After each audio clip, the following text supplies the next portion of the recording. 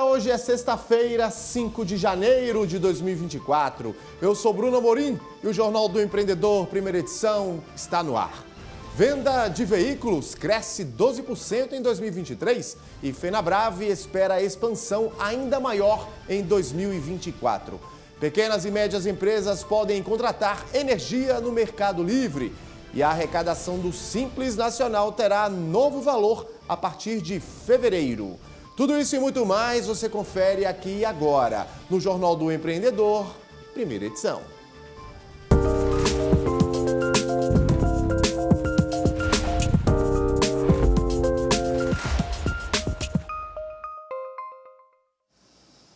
Começa hoje a adesão dos contribuintes ao Programa da Autorregularização Incentivada de Tributos da Receita Federal.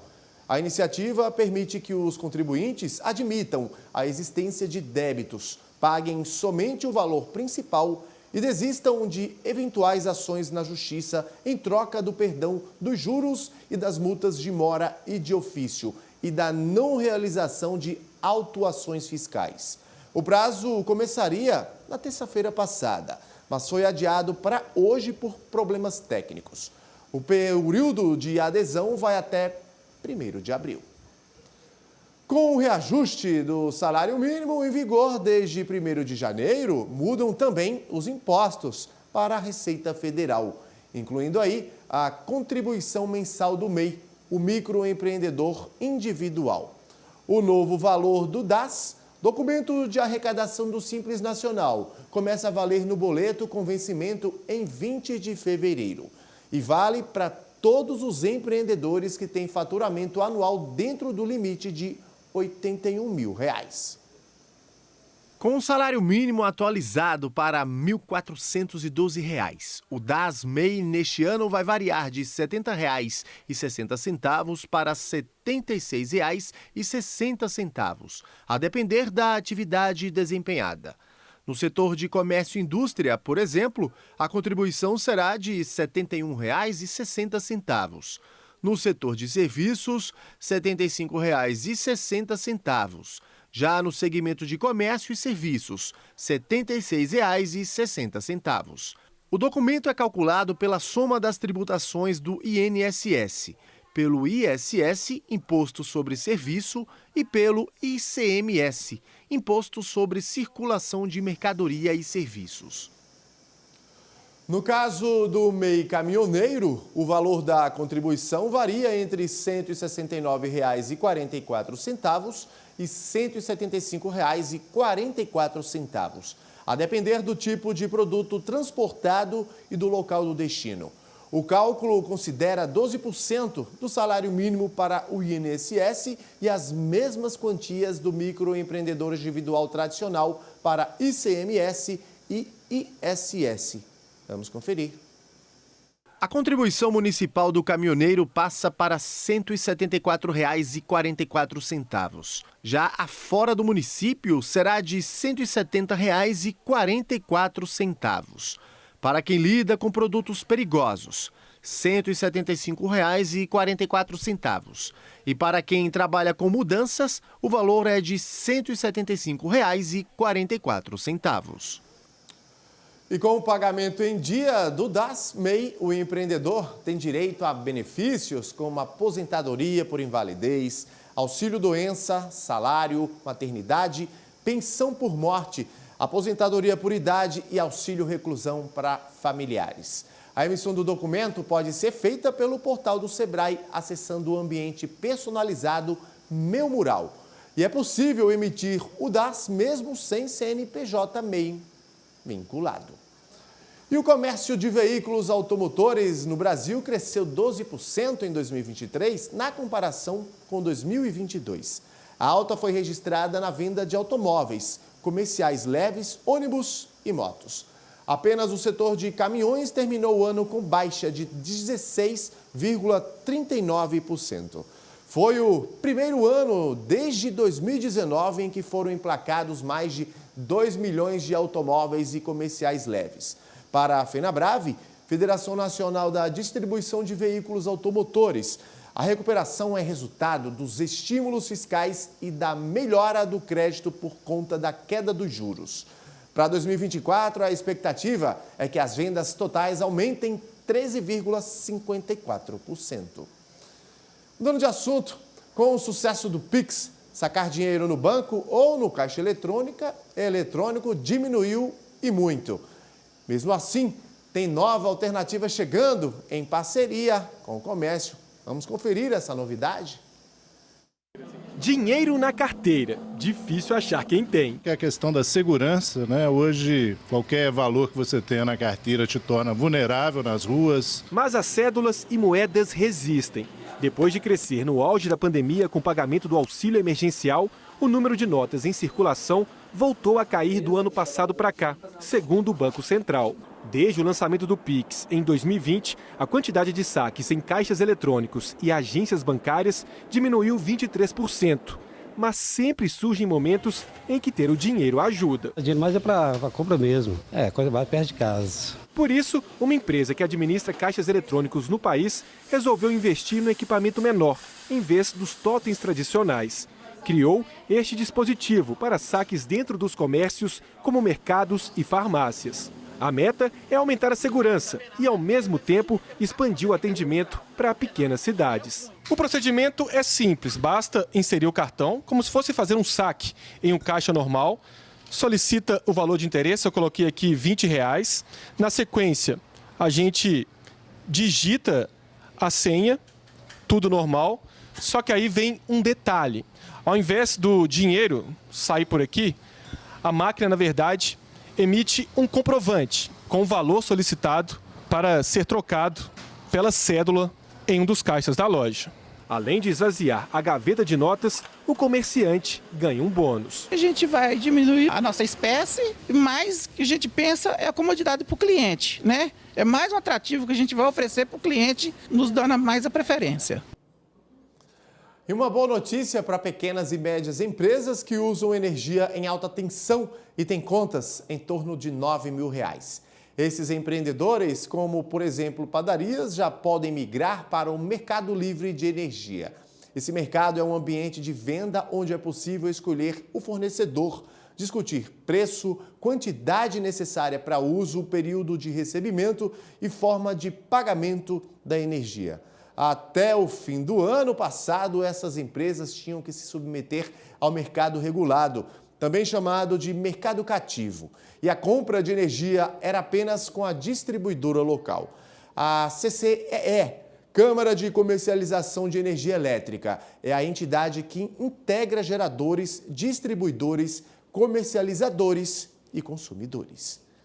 Janeiro costuma ser um mês de muita viagem e pouca festa. Então, para quem trabalha com decoração de eventos, a saída é se reinventar e planejar o mês com antecedência. E no próximo bloco, preço na saída de fábrica recua em novembro. Não sai daí, a gente volta daqui a pouquinho.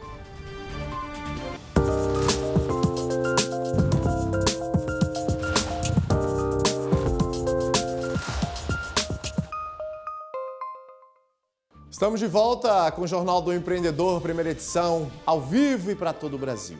Depois de 3 altas seguidas, o IPP, Índice de Preços ao Produtor, registrou queda de preços de 0,43% em novembro de 2023. O indicador mede a variação dos preços dos produtos na saída das fábricas brasileiras.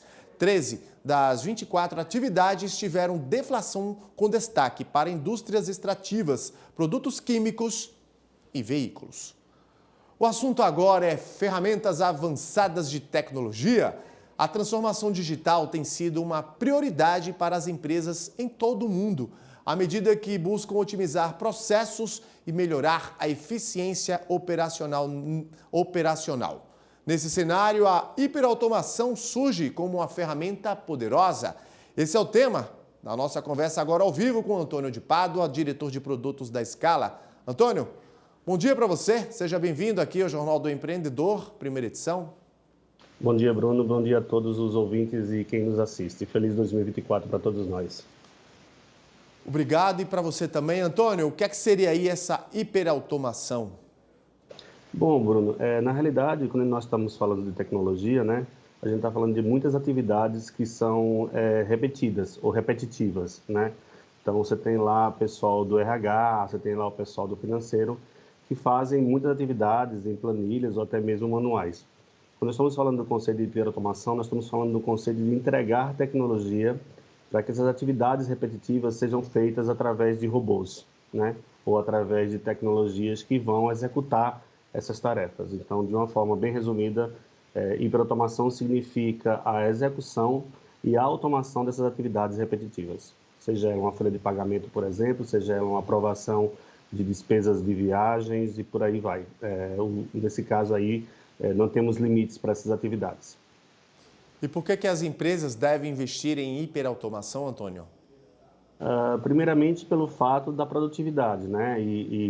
Você termina ganhando produtividade quando você executa essas tarefas de forma muito automatizada, ou seja, as tarefas que podem demorar em torno de 2 ou 3 horas ou até um dia, elas podem ser executadas em questões de minutos. Esse é um primeiro ponto.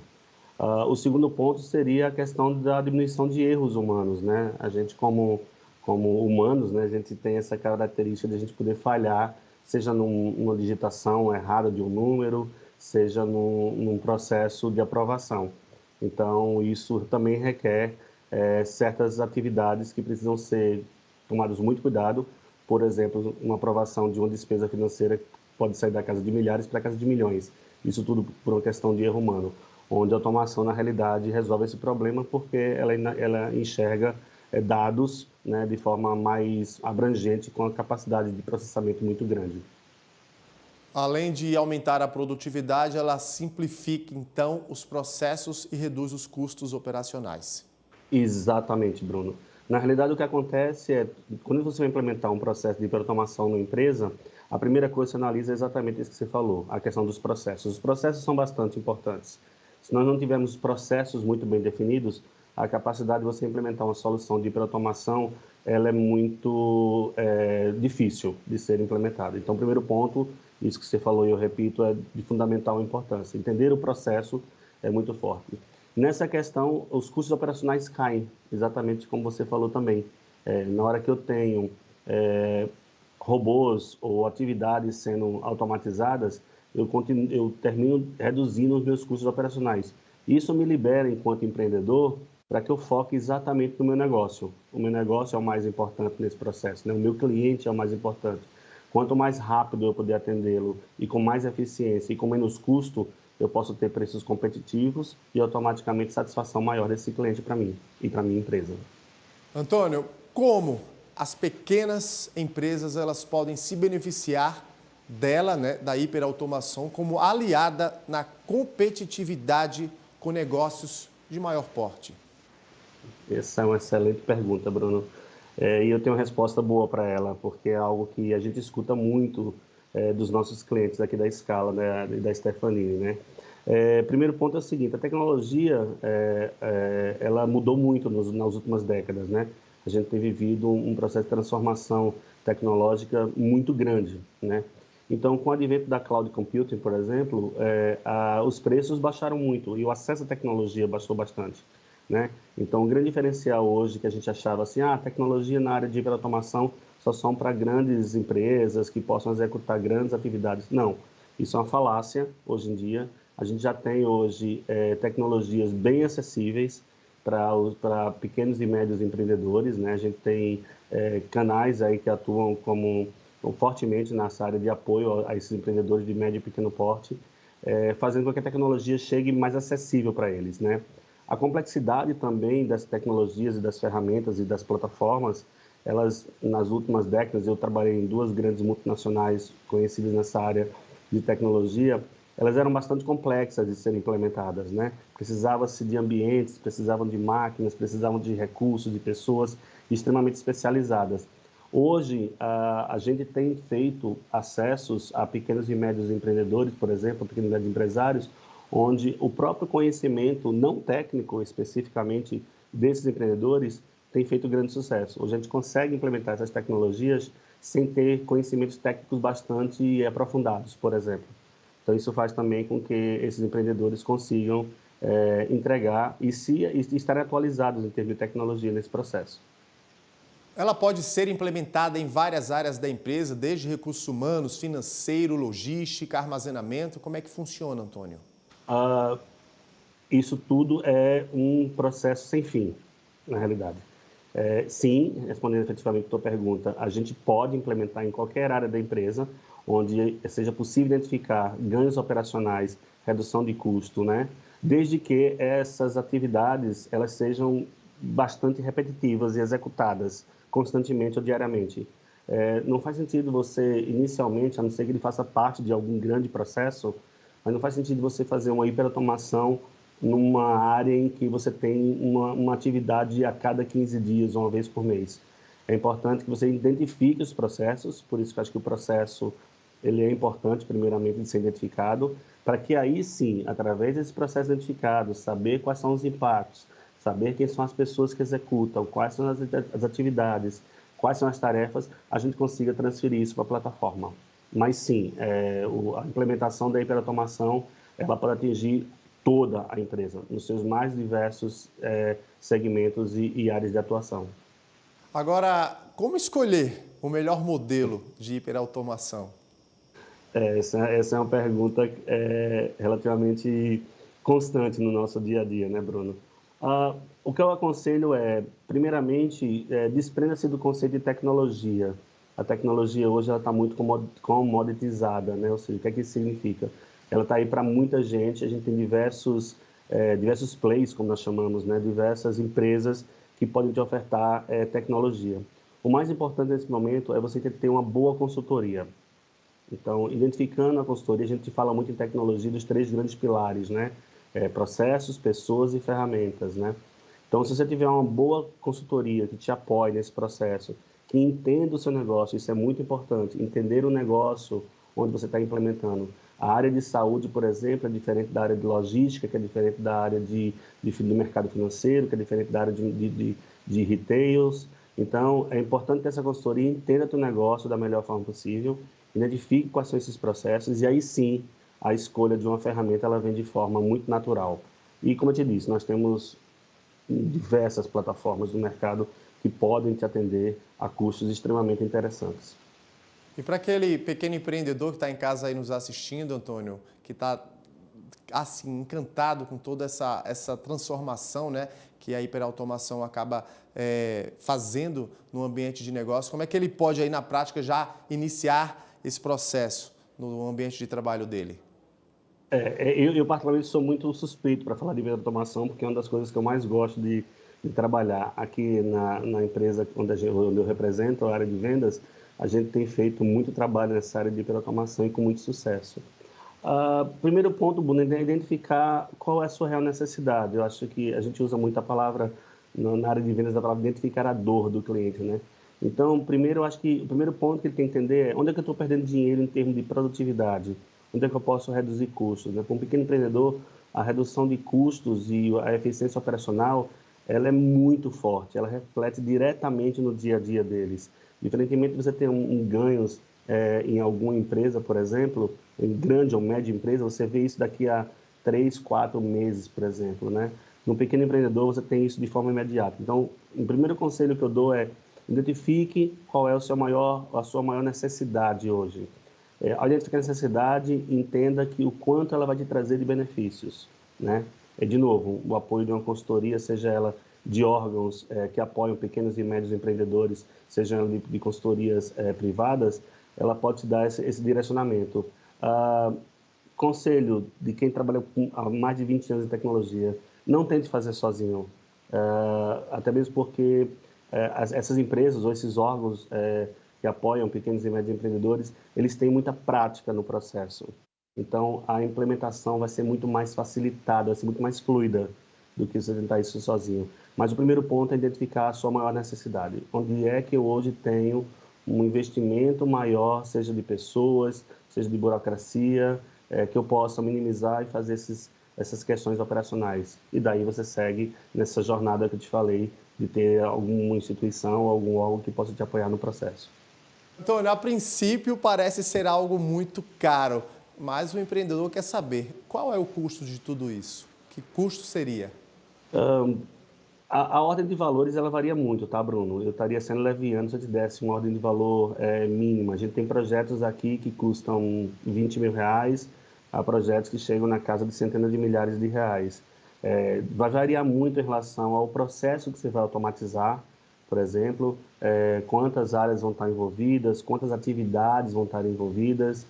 A gente faz negociações, inclusive, do tipo, não necessariamente financeira, mas do tipo, se você te reduzir 60% do seu gasto nessa área, quanto você me paga de uma taxa, por exemplo, de ganho. Os modelos comerciais variam bastante, né? Mas, como eu te falei, o mais importante nesse processo é você identificar, ou você até começar pequeno, isso é importante de se falar, né? Não tenha, pela hiperautomação, não tenha a ambição de começar grande. Você pode começar numa área muito pequena. Os custos hoje, principalmente como eu falei de cloud computing, têm favorecido essa hiperautomação desses processos, mas a gente pode chegar na casa de alguns mil reais até centenas de milhares de reais, como eu te falei. Depende muito da abrangência desse processo. Perfeito, muito enriquecedor e esclarecedor. Antônio de Pádua, diretor de produtos da Scala. Quero aqui agradecer sua participação conosco ao vivo no Jornal do Empreendedor, primeira edição. Bruno, muito obrigado pela oportunidade e espero que todos adotem a hiperautomação e vejam o quão eficiente e o quanto de redução de custos isso traz para as empresas. Estou à disposição, sempre que convidado, estarei aqui presente. Muito obrigado e bom dia. Bom dia, fica a dica. E depois de um dezembro carregado de festas, janeiro é um mês de ressaca. E quem trabalha com decoração de eventos precisa dar uma atenção especial para os primeiros 30 dias do ano. Tradicionalmente, o ano termina em festa, mas começa de ressaca. Janeiro não costuma ser o melhor mês para aqueles que trabalham com eventos. Com a diminuição das comemorações, é hora de se reinventar e criar estratégias para não entrar no vermelho. Esta empreendedora criou promoções para atrair os clientes e não deixar janeiro passar em branco. Nós programamos, para o mês de janeiro algumas promoções e algumas estratégias, para trabalhar com pessoas que estão em Brasília e que ainda têm o interesse de celebrar e comemorar, mesmo que seja uma decoração mais enxuta, uma decoração menor, porque as pessoas estão preocupadas também com matrícula, com IPVA. O acervo desta loja conta com mais de 5 mil peças e quase 400 temas infantis para casamentos e datas sazonais. Como o nome já diz, o carro-chefe são as caixas temáticas. Essa caixa ela vai com 12 peças e ela tem desde peças do tema, que a criança gosta, e as louças para colocar docinhos, bolo. A caixa temática ela custa R$100, com 12 peças. E com 15 peças ela sai a R$120, então R$8 por peça. Neste período é preciso planejamento e organização para garantir tranquilidade durante os 12 meses do ano. Em janeiro, de 40% a 50% até a terceira semana, depois começa a aquecer de novo. Todo esse planejamento ele é possível através das planilhas de faturamento. Então, a gente estuda muito essas planilhas, mês a mês, ano a ano, para que no final do ano a gente consiga planejar o ano subsequente para não ter surpresas em janeiro. Esta outra empreendedora aproveita o início do ano para lançar releituras de temas de festas que nunca saem de moda. Uma estratégia que também requer planejamento. A gente já faz isso há algum tempo, tem dado super certo, porque a gente não pode desanimar com a diminuição das festas nesse mês. Ela escolhe 4 temas, monta o painel, decora e tira fotos para postar nas redes sociais as tendências do ano. 2024 vem com aspectos mais orgânicos, formas desconstruídas, assim como vem do ano passado para cá, esse ano se fortalece. E os temas, na verdade, a gente faz uma releitura de temas já existentes. Um circo, hoje a gente colocou um circo mais vintage. Uma festa adulta, hoje a gente colocou com mais prata, com mais cor, com mais força. Janeiro é um mês de se organizar olhar para as festas e eventos que virão durante o ano. Temas adultos, como este, foram um dos mais procurados e viraram tendência para 2024. Uma aposta desta empreendedora, que mirou no infantil e acertou os adultos. Foram mais de 300 festas para este público no ano passado. Adulto tem se fortalecido muito, em especial o que foge ao casamento. O adulto masculino que gosta do futebol, que gosta de temas diferentes, a mulher que gosta de algo mais requintado, a gente tem também. E os sazonais, eles são super importantes. Páscoa, Natal, Réveillon, a gente sempre tem uma vitrine diferenciada para essas épocas. Nos meses mais aquecidos, a Juliana chega a fazer 450 locações de peças, temas e decoração completa para todas as ocasiões. Outra forma de atrair mais clientes são as parcerias. A Silmara fornece os balões decorativos e ajuda na montagem dos painéis. Janeiro é o mês que a gente se reinventa, a gente faz testes de tendências, né? E a gente sempre vai apostando em modelos que a gente não fez em 2023. Fazemos parceria aqui com a Bela Louça, nosso ateliê é aqui do lado, então é uma forma de ter mais cliente, né? Então a gente sempre está fazendo a vitrine aqui para mostrar para o cliente o nosso produto. E o Jornal do Empreendedor, primeira edição, fica por aqui. Eu volto na próxima edição às 11h30. Até mais. Tchau!